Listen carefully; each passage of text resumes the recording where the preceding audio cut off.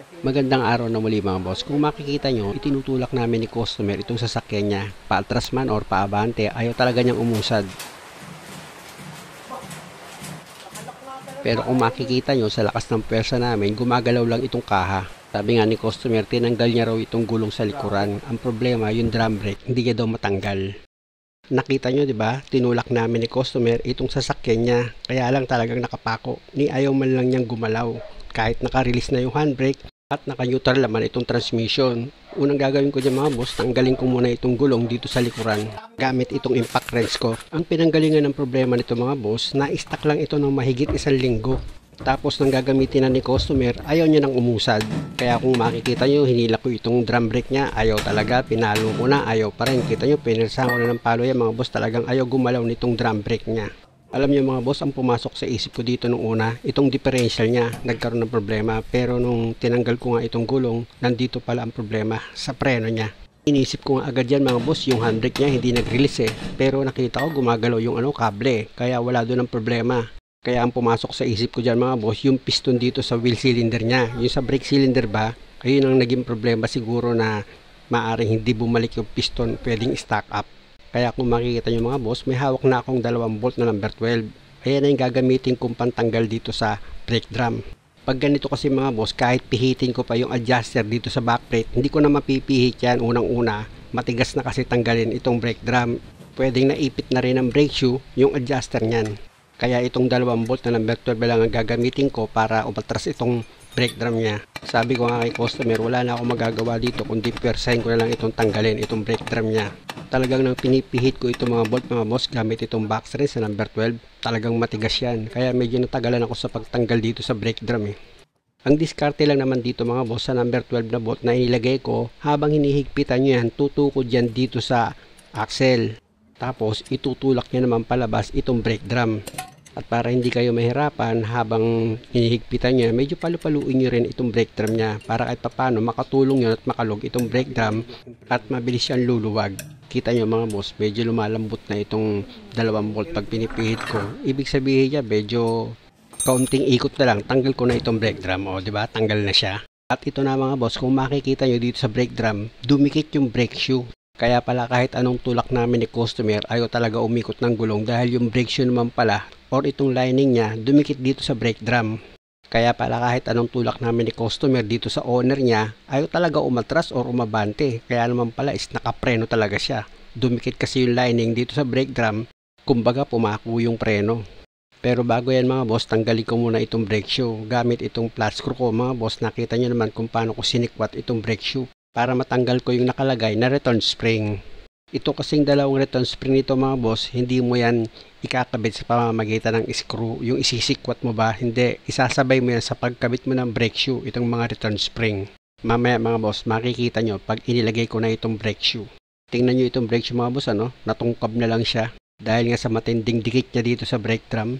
Kung hindi pa natungkab yung lining niyan, nako, hindi ko matatanggal itong brake drum. Dito muna ako sa parking lever. Ihiwalay ko lang itong kable ng handbrake niya. Dahil nga sa itong brake shoe mga boss, papalitan ko na yan ng bago. Nakita nyo naman, di ba, yung lining niya natungkab dahil sa kumapit dito sa brake drum. O ito ngayon mga boss, merong C-clip yan dito sa parking lever. Tatanggalin nyo yung C-clip niyan. Ayan yung C-clip mga boss, natanggal ko na siya. Sinikwat ko lang yan ng flat screw mga boss. At dahil sa okay na ako dyan, dito naman ako sa piston ng brake cylinder. Ayan mga boss, kung makikita nyo, hindi naman siya stack up.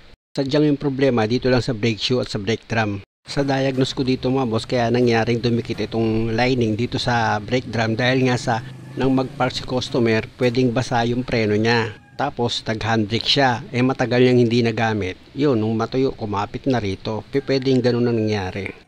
Tingnan nyo mga boss itong brake shoe, diba? Tingnan nyo yung lining niya, sa sobrang kapit, natungkab na lang siya nung ginamitan ko siya ng 2 bolt na number 12 Sa sobrang dikit nitong brake lining dito sa brake drum mga boss, hindi ko na talaga matanggal yan. Kaya kung makikita nyo, sinisil ko na yan para matanggal lang.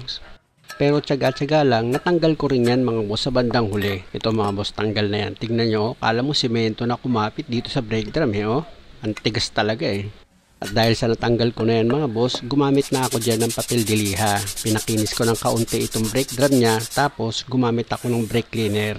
para kahit papano mawas out yung lagkit na kumapit dito sa brake drum. Tsaka ako ngayon pinunasan. At bago ko ilagay itong bagong brake shoe, sprayan ko muna ng brake cleaner itong back brake niya para kahit papano malinis na ilalagay ko itong brake shoe. Nakita nyo naman mga boss kung paano ako nag-i-spray, di ba? Madali lang naman. Tapos pag okay ka na dyan, dito ka naman ngayon sa brake adjuster mo. Importante mga boss na na-pre up mo itong brake adjuster mo para pag nag-adjust ka, hindi ka mahirapan. Siyempre naman, importante, dapat ilagyan mo ng grasa yan. Tapos yung nagkalat na grasa, huwag mo naman kalimutang punasan. At dahil sa okay na ako dyan mga boss, dito naman ako sa brake shoe at dito sa parking lever. Ilalagay ko na itong parking lever dito sa brake shoe, tapos yung C-clip niyan mga boss, ilagay nyo na rin. Ayan kasi naglalak dito sa parking lever para hindi bumitaw itong parking lever dito sa brake shoe. Gamit ka lang dyan ng plier mga boss, tapos ipiti mo itong C-clip niya para mag-lock itong parking lever dito sa brake shoe. At pag okay na yung pagkakalagay mo ng C-clip dito sa parking lever, pwede mo na ngayon ilagay itong parking lever dito sa handbrake. Gamit ka ng plier mga boss, itulak mo yung spring dito sa handbrake cable mo para mailagay mo na itong parking lever mo dito sa handbrake cable. I-zoom nyo na lang mga boss para makita nyo kung paano ko inilagay itong parking lever dito sa handbrake cable. Yung pinakita kong butas dito sa parking lever, doon nyo ipasok itong kable. At pag okay na, pwede mo nang i-position itong brake shoe. Siguraduhin mo lang tama yung alignment ng brake shoe mga boss para hindi ka magkaroon ng problema. Sa anchor sa baba ng brake shoe, pati dito sa piston, dapat nakasentro yan. Pati itong brake adjuster mga boss, dapat nakasentro din yan dito sa parking lever niya at brake shoe. Tapos pwede mo nang ilagay itong hold on pin. Isunod mo dyan ngayon yung hold on spring niya. Ayan mga boss yung nilalagay ko. Tapos yung hold on cap. Tapos gamit ka ng plier. Itulak mo pababa itong hold on cap. Tsaka mo pihitin para mag-lock itong hold on cap dito sa hold on pin. Para itong brake shoe hindi na siya matanggal. O diba okay na siya mga boss. Dito naman ako ngayon sa isa pang brake shoe. Kung makikita nyo mga boss, itong return spring nya, inilagay ko yan dito sa isang brake shoe. Tapos dito sa pangalawang brake shoe, idinuktong ko na rin siya. Ayan yung sinasabi ko mga boss, na hindi nyo na kailangan sikwatin pa yan ng manipis na flat screw. Isabay nyo na yan sa pagkabit nyo ng brake shoe. Basta't siguraduhin nyo lang nakasentro itong brake shoe dito sa piston at dito sa brake adjuster. At sa baba naman ng brake shoe, kung makikita nyo, inilagay ko na rin dyan yung isa pang return spring. Pag nailagay mo na itong return spring, gumamit ka ng flat screw. Hilahin mo itong brake shoe, ipasok mo siya dito sa anchor.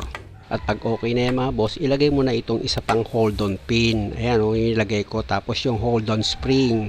Siyempre, yung huli, yung hold on cap. Tapos gagamit ka ngayon dyan ng plier, iipito mo itong hold on cap. Tsaka mo ngayon siya ididiin at ikutin mo para mag-lock itong hold on cap dito sa hold on pin. Para itong brake shoe, wag matanggal. Tsaka mo ngayon i-check yung pagkakalak ng hold on cap dito sa hold on pin. At kung sa palagay mo okay naman yung pagkakalak niya, o pwede mo na ngayon ilagay itong brake drum mo.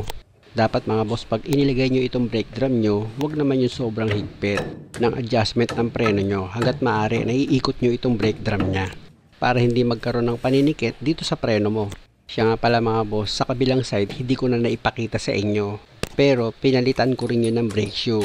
Same procedure lang din kung paano ko pinalitan yung brake shoe dito sa kabila. Ganun din naman gagawin nyo sa kabilang side. Kung sakali naman mag-a-adjust kayo ng preno, dapat balance. Hindi pwedeng maluwag sa kabila, dito masikip. Hindi pwede yon. Dapat balance ang pag-adjust. O ipatesting ko na kay customer itong sasakyan niya kung uusad na.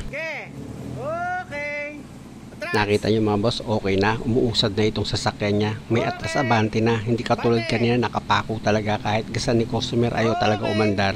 Muli, maraming salamat sa panonood. Sana wag nyo naman kalimutang mag-subscribe sa channel ko. Maraming salamat.